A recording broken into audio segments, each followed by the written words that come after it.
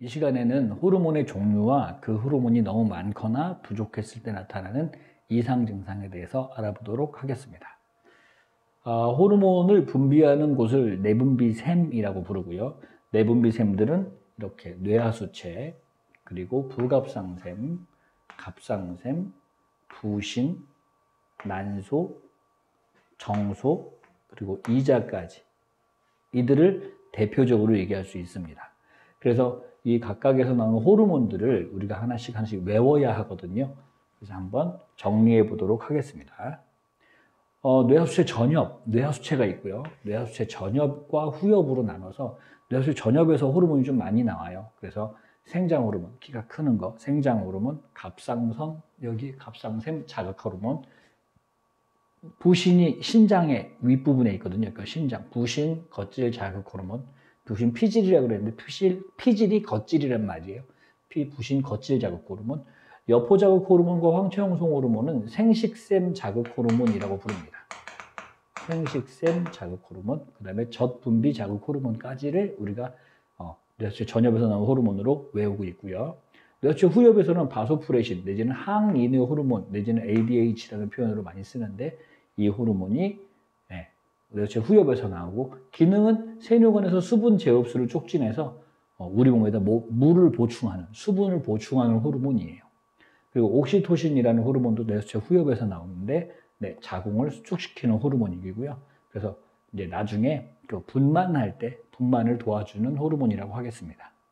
갑상샘에서 티록신이라는 호르몬 나와요. 시험에 되게 많이 나오니까 꼭 좀 기억해 뒀으면 좋겠고, 이화작용, 우리 몸에서 분해작용 촉진하는 호르몬이고요. 양서류의 변태 촉진, 무슨 뜻이냐면 올챙이가 개구리로 될 때 뒷다리 나오고 앞다리 나오고 꼬리가 없어지잖아요. 꼬리를 분해하는, 그때 많이 필요한 호르몬이기도 합니다. 자, 부신은 겉질과 속질로 나누는데 갑상선, 내분비샘, 부신, 내분비샘. 부신 겉질과 속질 중에 부신 겉질은 공통적인 말이 나오는 코르티코이드, 이렇게 어려운 말이 나오는데 무기질 코르티코이드와 당질 코르티코이드 이렇게 나오거든요. 무기질 코르티코이드는 다른 말로 알도스테론이라고 부르기도 하고, 당질 코르티코이드는 코티솔 내지는 코르티솔이라고 부르는 책도 있어요. 무기질 코르티코이드, 무기질과 관련된 거니까 나트륨, 무기염류, 칼륨, 무기염류의 나트륨의 제흡수, 칼륨의 분비를 촉진하는 호르몬이라고 하겠고요. 당질 코르티코이드는 당과 관련된 거니까 혈당량을 높여주는 호르몬이라고 보면 되겠습니다. 자, 부신은 안쪽 부분, 속질도 있는데 부신 속질에서는 에피네프린, 아드레날린이라고 부르는 에피네프린이 나와서 혈당량 증가와 혈압 상승을 시켜주는 역할을 담당을 합니다. 그 다음 이자라는 내분비샘인데 이자는 내분비샘이기도 하고요. 내분비샘이기도 하고, 사실은 이자는 이자액을 분비하는 소화액이 나오기 때문에 외분비샘의 기능도 같이 갖추고 있습니다. 그러면 이제 전체 중에서 이자 전체에서 외분비샘이 사실은 주를 이루고요. 내분비샘이 일부 있는데 이자 안에 세포들이 모여있는 부분이 있는데 거기를 뭐라고 해요? 랑게르한스 섬이라고 불러요. 랑게르한스 섬에서 이자의 랑게르한스 섬에서만 호르몬이 나오는데 그 호르몬이 나올 때 이자의 랑게르한스 섬을 이루는 알파세포에선 글루카곤, 베타세포에선 인슐린 나와서 글루카곤의 혈당량 증가에 관여하고 인슐린은 혈당량 감소에 관여하게 됩니다.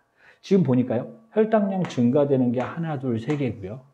혈당량 감소되는 게 인슐린 하나니까 인슐린이 그만큼 중요한 역할을 담당하고 있다라고 생각하면 되겠네요.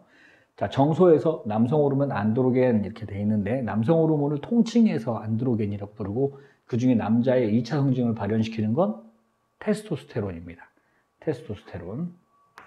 여기까지 써놓을게요. 앞으로 읽어도 테스토스테,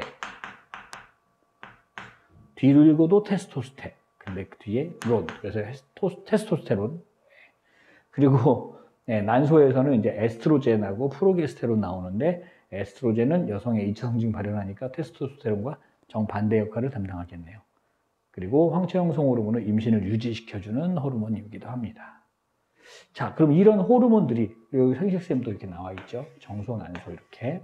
지금 동그라미 친 것들은 전부 다 내분비샘이고요. 이런 호르몬들이 많거나 너무 적으면 나타나는 대표적인 결핍증, 과다증에 대해서 좀 생각을 해보도록 합시다. 자, 생장 호르몬이 있어요. 생장 호르몬 어디서 나올까? 뇌하수체 전엽에서. 여기 나온 것들은 기본적으로 좀 외워줘야 돼요. 뇌하수체 전엽에서 나오는 생장 호르몬은 너무 과다하게 되면 거인증이나 말단 비대증을 나타내게 되고, 과다할 때 나타나는 거인증 같은 경우는 성장판이 닫히기 전에 생장 호르몬이 많이 나오면 그러면 너무 키가 커지게 되는 그런 일이 생기고요. 말단 비대증, 손발이 커지거나 또는 끝에 마디가 굵어지거나 또는 이마나 턱이 더 넓어지거나 하는 경우는 손발, 턱 등이 말단 부위가 비정상적으로 커지는 경우는 성장판이 닫힌 후에 생장 호르몬이 많이 나오게 되면, 지나치게 많이 나오면 그럼 이제 과다증이 나타나게 돼서 말단 비대가 나타나게 됩니다. 근데 반대로 부족하면 이제 소인증, 난쟁이증이라고도 부르죠. 그래서 아주 작아지는. 그 다음 티록신. 티록신 어디서 나와요? 갑상샘. 갑상샘에서 나오는데, 티록신도 너무 많으면, 티록신이 뭐 하는 애라고 그랬죠? 이화작용, 분해를 촉진하는 놈인데, 너무 많으면 갑상샘 기능 항진증이라는 병이 되는데, 그럼 너무 많이 나오게 되면 너무 많이 분해가 되는 거죠. 그래서 이제 더위에 약하고 너무 열이 원래 많이 만들어지니까 땀이 많이 나고 체온이 상승하고 체중이 감소되겠죠. 몸에 있는 거 자꾸 분해해야 될 거니까.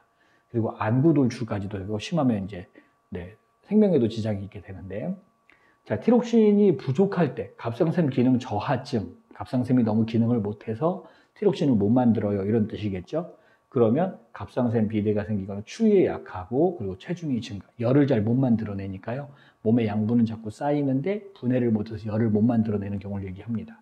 그래서 심하면 이제 지능 저하까지도 이루어질 수 있는 건데, 갑상샘에 대한 어떤 치료나 갑상샘에 대한 진단은 우리나라가 거의 세계에서 1등인 걸로 알고 있거든요.